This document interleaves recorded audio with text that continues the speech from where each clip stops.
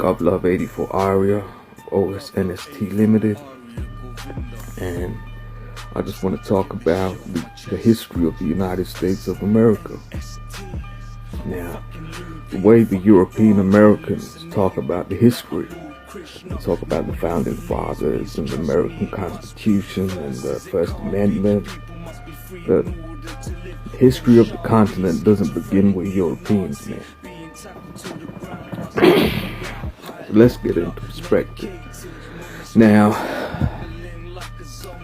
before the Europeans came or contacted the continent that's known as Turtle Island by the natives in the north of the continent, or Tawantinsuyu in the south of America, or Anahuac, the various many names throughout the native languages to refer to the indigenous people in the indigenous continent.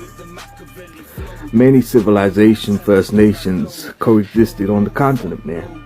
Now, the most you could say in the south of the continent was the Mayans and the Olmecs, and the Aztecs, the Mexica. And they were great, vast civilizations that had sciences, medicines, and they were just amazing. They're so fascinating. And then you had the communities in the north of America, the Native American tribes, and yeah, man. So they were settled there for tens of thousands of years, or if even hundreds of thousands of years. And so then in the year 1492, the Portuguese arrived, and they claimed they discovered the continent. They didn't discover shit.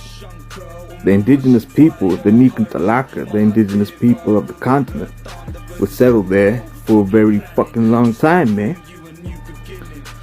So I'm gonna make this quick. I'm gonna try to keep this under 10 minutes. But what did the Portuguese and the right-wing Spanish do?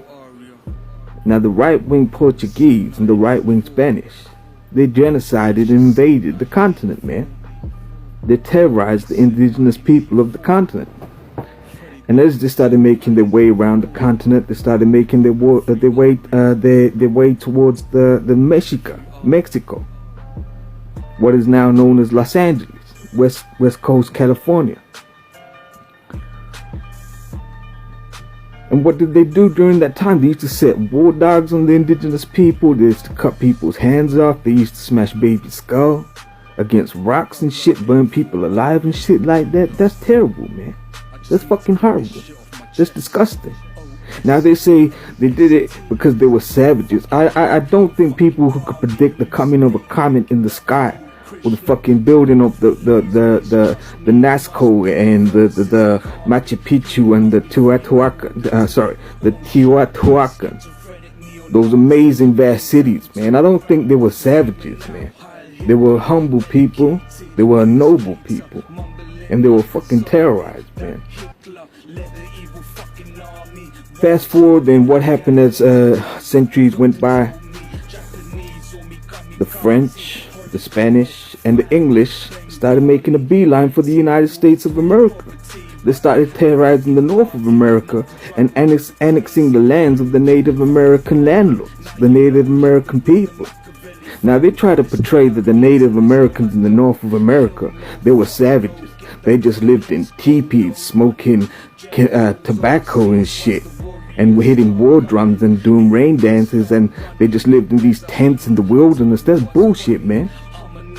Because all those pictures of Native Americans living in teepees, man, that was at least 300-400 years after the first initial contact that Europeans had with the Native Americans. And when they first arrived in the 14th century, there were no cameras, man. So what didn't the fucking cameras catch? The cameras didn't catch when the Native Americans in North of America lived in towns and communities, man. When they had wooden shack homes. You think they just ate buffalo? No, they were farmers, they were fishermen. If they can cut down a fucking tree to build a totem pole, don't you think they know how to cut down a fucking tree to build a wooden fucking home, man? They had their communities. And they were fucking terrorized and driven out their land because a European came to the land and said it's ours now. That's fucking wrong, man. So what I'm basically trying to say is, Then you had the fucking the unfortunate, the fucking horrible triangular trade when they started trading Africans. For hundreds of years, man, slave labor, building up and fattening up their pockets of the free labor of the African community and the resources of the indigenous people of the fucking land. Then after, in the 1900s, you had segregation, apartheid and shit like that, man. It's fucking horrible. That's nothing to be fucking proud of, man. And then they started saying they had treaties with the Native Americans. Fuck those treaties. Rip them all up. They're invalid, man. Because what they did is illegal. What they did was fucking wrong.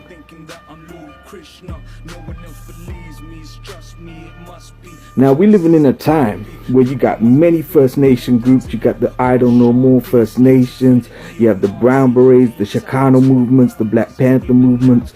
You have the Mexica movement. Now, there's a lot of people that hate white people. There's a lot of indigenous people that can't stand white people. They fucking hate them. They want all Europeans to get the fuck out the continent and fuck off back to Europe. Now, I'm from South Asia. I was born in Europe, but my origins, my ethnicity, my ancestor from South Asia, man. And I've been learning the history of the continent of Tawantinsuyu, Anahuac, and Turtle Island, man. Many names for the continent, man. And honestly, this is my final conclusion, man. I'm going to try to keep this under 10 minutes. You have right-wing, far right-wing Europeans who are racist. And you have left-wing Europeans who are not racist. The indigenous people of the continent, they got to reconcile with the left-wing Europeans. Because there's no way tens of millions of white people are going to be coming back to Europe. Don't send those motherfuckers back here. We don't want them here, man. So you got to reconciliation. Now, in regards to reconciliation, this is how I view it, man. If I was a lawyer, I'm just like a teacher, man. But the way you got to do it, man, you got to reconcile, and you got to say something along the lines of, how do you put it? Let the United States and the First Nations come to a reconciliation. Now, currently, not all First Nations are living in poverty and reservations, riddled by drug and alcohol abuse. There's some people that made it out the fucking gutter, and there's people who still stuck in the rut with their fighting and battling their demons every fucking day. But I'm not fucking surprised after everything they've been put through, man. So the way you got to do it, the way I look at it, man, you got to reconcile and say, America, the United States American Union Flag Company, the secular American Union Flag Company, and the First Nations need to come to agreement, and that the American Union Flag Company trades as normal, man. Export the commodities, export the resources, import throughout the world. Now, once you get all that money, they say the American GDP and PPP is worth about $19 trillion, man. That's a lot of fucking money. So when you say, out of that $19 trillion, 50% goes towards the First Nations and Central and American Union Flag Company, central government, 50% to Washington, D.C. Now that 50% is for the Army, for the healthcare, for the universal healthcare, education, police, fire brigade, housing, development. So that sector's covered. That's where the money should be put towards, man. Now the remaining 40% goes to the local state government. The state of fucking Montana, the state of fucking Florida. And that those local governments with local hospitals, local schools, local police, local fire brigade, local public services, man. So you got 50% towards the central government in Washington, D.C.